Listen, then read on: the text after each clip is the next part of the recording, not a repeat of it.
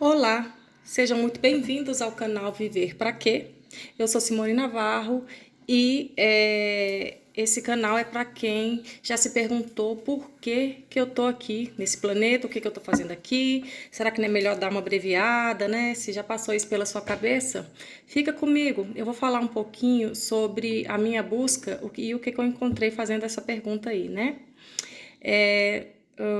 Bom, a questão é melhor ficar aqui e terminar essa encarnação do que você ir, chegar lá, tem que esperar passar um tempo para você se recuperar, para voltar, para chegar nesse mesmo nível para fazer o que você se propôs a fazer, né, encarnado. Então, é melhor ficar por aqui mesmo, sabe? E evoluir, porque o propósito de todas as pessoas que estão aqui na Terra é cumprir com algum projeto que ela fez antes de chegar aqui. E isso sempre envolve uma evolução espiritual, ou emocional, mental. E se você abreviar essa existência, você vai ter que voltar para chegar nesse nível de novo e concluir. E isso dá uma preguiça danada, né?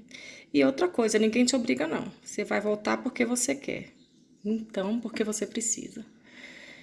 Então, vamos falar um pouquinho sobre a minha busca. Já tem 25 anos que eu comecei e com esse caminho de evolução, um caminho de autoconhecimento.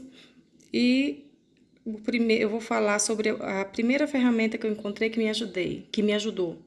Não é a que eu uso atualmente, mas me ajudou muito e pode ser que ajude vocês também, né?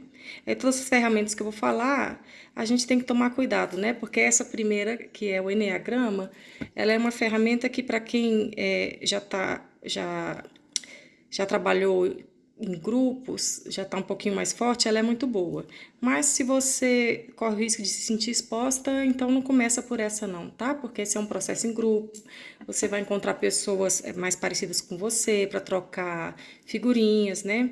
E acaba que fica um pouquinho exposta, tá bom? Mas o Eneagrama é o seguinte, é uma ferramenta que tem mapeadas as neuroses, as nossas neuroses não são muito criativas, não. Isso é o Alaô que dizia, né? Foi meu professor de Enneagrama. Ele dizia as neuroses não são criativas. Porque o que o Cláudio Naranjo fez, que é o idealizador do Enneagrama? Ele pegou ele pegou as neuroses já do Freud, né, as que já eram estudadas e algumas que ele percebeu, e ele colocou em grupos diferentes e deu 9 grupos. Ele deu até o nome dos pecados capitais. E aí ele criou um processo que as pessoas vão para lá, elas entendem quais são essas neuroses, elas se colocam ali, será que eu sou mais emoção, será que eu sou mais razão? Aí elas encontram pessoas parecidas com elas veem se elas estão se vendo bem, às vezes você pensa que você é muito racional e nem é, né? Às vezes, ou você pensa que está certa sendo emocional e você está sendo emocionaloide, está sendo demais, né? Precisa desenvolver o outro lado. E isso ninguém vai te dizer, você vai se encaixando, você vai se questionando, você vai conversando com pessoas parecidas com você, que têm os mesmos sofrimentos, as mesmas dores, as mesmas vitórias também, ou não, né? Mas pessoas parecidas.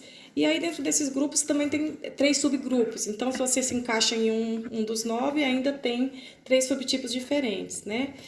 E nisso você pode ir, se você quiser, aprofundando na escola, fazendo os processos mais profundos. Sempre são processos em grupo, então é interessante você estar fazendo até psicoterapia ou estar um pouquinho mais forte, porque acaba tendo um pouco de exposição, tá bom? É muito importante o processo terapêutico estar te dando apoio, porque às vezes você faz um processo do Enneagrama e dessa escola do Cláudio, que chama SAT, você faz uma vez por ano. E dali emergem muita coisa, muitas lembranças ou muitos sentimentos que, se você cortou esse sentimento em algum momento da sua vida, é porque você não estava dando conta deles, né? Então é melhor ter ajuda. Mas é isso, o Enneagrama, aqui em Brasília, quem dá Enneagrama é a Camille Milagres, tem o Leonardo, que eu não sei o sobrenome, isso da linha do Cláudio Naranjo, né, que foi o idealizador. Ele veio para o Brasil várias vezes. Eu sei que em Porto Velho tem a Elza Belotti, em São Paulo, é Rio, tem a Fátima Caldas.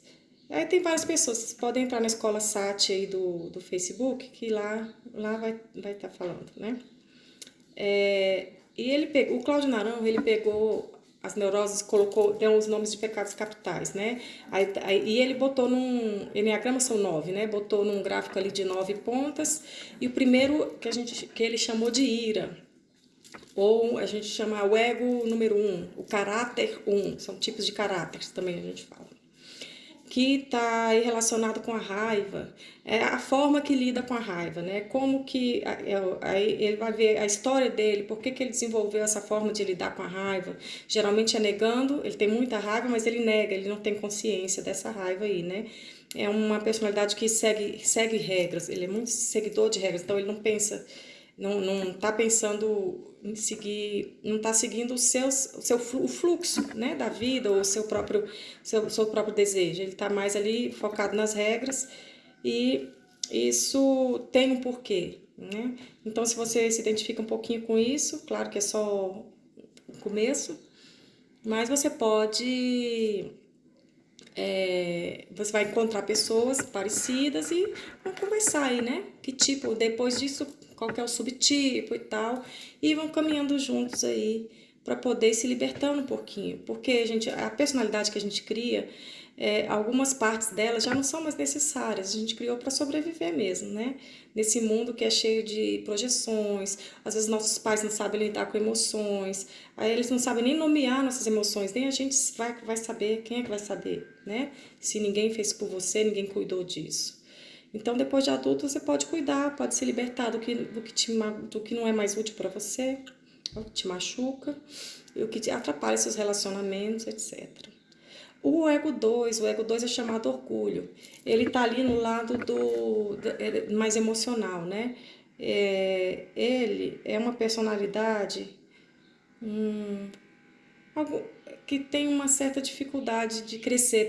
É um pouco relacionado com o caráter oral do Freud, mas também do histérico, né? O caráter rígido. Mas são pessoas que ou eles têm uma coisa assim muito amorosa, muito amor, né? Uma falsa abundância, mas o que você dá para o mundo é porque você precisa. Só que a pessoa não sabe pedir ainda, né? Não aprendeu a pedir. O caráter oral ele ficou um pouco fixado ali na necessidade. Ele não teve talvez tudo que ele precisava, claro, mas não teve o suficiente também. Então ele fica fixado ali nessa necessidade e com uma certa dificuldade de crescer, uma coisa de ser cuidado o tempo todo, né? Às vezes por um homem também, no caso da mulher. E essa falsa abundância, essa coisa de essa alegria, essa falsa alegria, né? E tal. Esse é o ego 2. O 3 também está no lado ali emocional, mas ele também tem bastante do caráter rígido, da histérica, né, do Freud, e do homem também, o rígido, e ele é um caráter mais focado a resultado.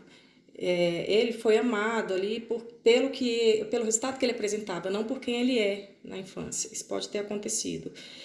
E então, assim, o Alaô ele dizia que essas pessoas têm uma profundidade de um pires, né? Assim, o sentimento está muito embotado, tá mais para a vida mesmo, mais para foco, resultado e tal, e aparência, imagem. Esse é o caráter 3 que já aí também se subdivide e vocês vão saber lá, vão conhecer, se encaixar. O caráter 4, ele deu um nome de inveja. O 3 é vaidade, o nome que ele deu. O 4 é inveja. Ele é um caráter que tá ali baseado muito na comparação. Só que ele se compara e se põe um pouquinho para baixo, né? Não é que ele seja menos que o outro, não. Muito pelo contrário. Tem uns que assim, eles são pessoas muito voltadas para a arte, que constroem muitas coisas, né? Mas quando eles se comparam com alguém, parece que eles não percebem isso, né? Se sentem um pouco inferior. E também tem muito a ver com o caráter oral do Freud. Tem muita uma falsa necessidade, uma necessidade que não se preenche nunca, né? E ele tá sempre se sentindo inferior.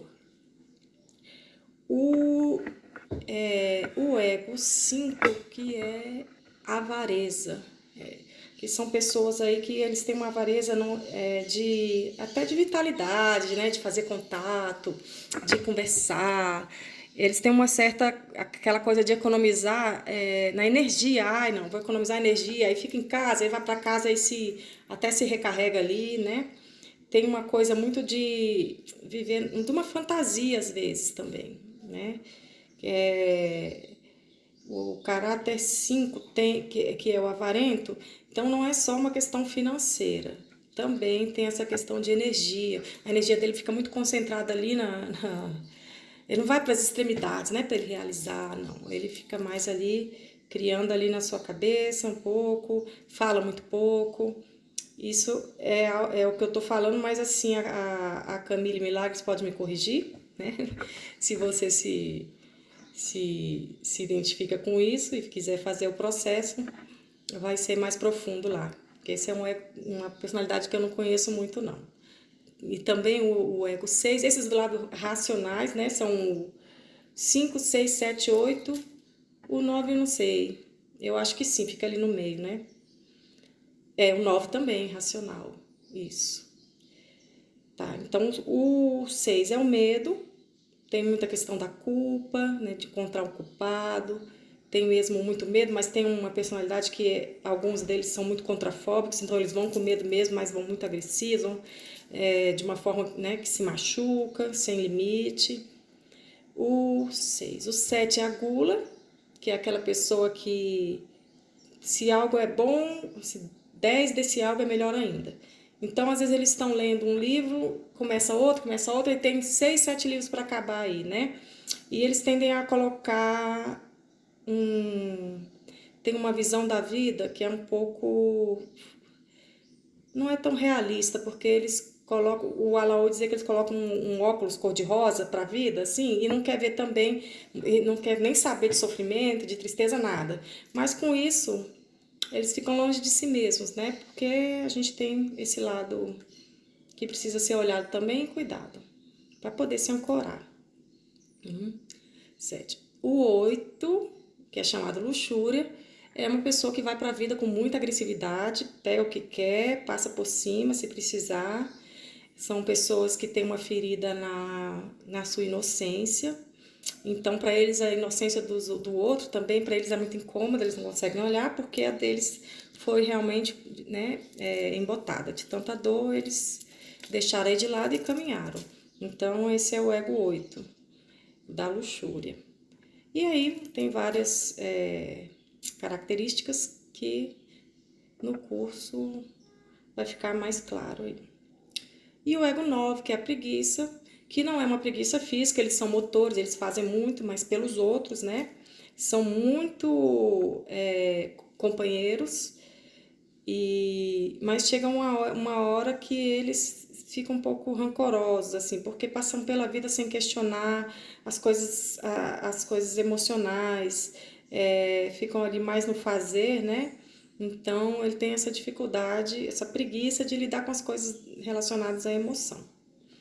Bom, esse é um resumo pequenininho dessa ferramenta que pode ajudar você a se conhecer melhor, a conhecer alguns elementos da psicologia, né, aplicada, porque vocês vão na escola, vocês vão conhecer muitos terapeutas também, fazer alguns processos, se vocês quiserem continuar, tais como teatro, né, gestalt terapia, tem bastante meditação, tem alguns processos como renascimento, dependendo do módulo.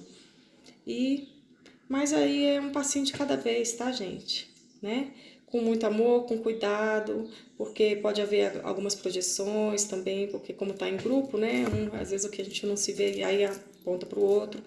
Então, assim, você se cuidando, fazendo esse processo aí, com o pé no chão, pode dar bom, tá bom? No próximo vídeo eu vou falar um pouquinho sobre a segunda ferramenta que me ajudou bastante, que é a bioenergética. E fica comigo que vai ter mais, tá bom? Qualquer dúvida pode colocar aí nos comentários que eu tô respondendo. Até mais.